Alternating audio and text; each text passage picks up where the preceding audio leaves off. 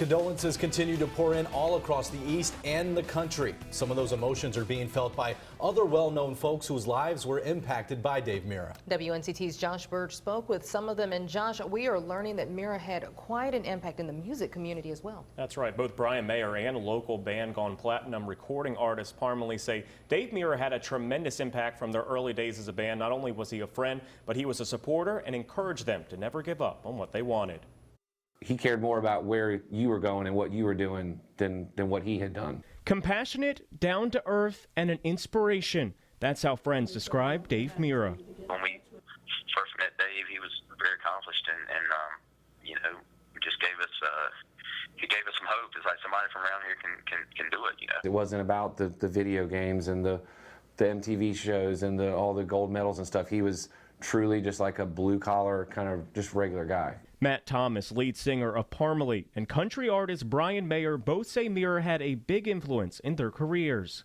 I saw how hard he went after it, and you have to have that mentality to be successful a lot of times. He supported musicians. It wasn't about just BMX riders and even motocross riders. He believed in a lot of people. Both Mayer and Thomas say one of the most memorable moments was what Mirra did when Scott Thomas, Parmalee's drummer, was shot during an armed robbery. Mayer says Mirra was instrumental in fundraising and getting the community to rally around the band. He could have easily probably just written a check and not worried about getting everybody together, but I think Dave also believes in making the community and making people a part of something. Mayer was playing at a charity event last night when he heard the news. The first song he played, Nutshell, one of Mirra's favorites.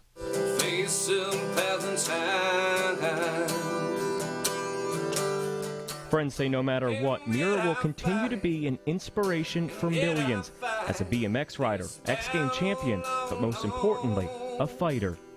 He built his dream from the bottom up, and he's the kind of guy that you look up to and go, he beat all odds.